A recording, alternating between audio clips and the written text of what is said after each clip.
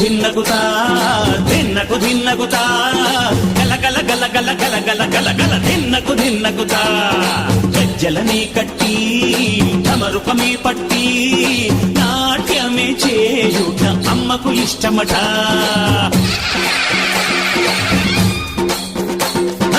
ఊరే ఊగేల ఇయ్యాలి హారతి, కాయలు కొట్టి ఫలములు పెట్టి పాదాలు తాకితే అడిగిన వరములు ఇచ్చును తల్లే.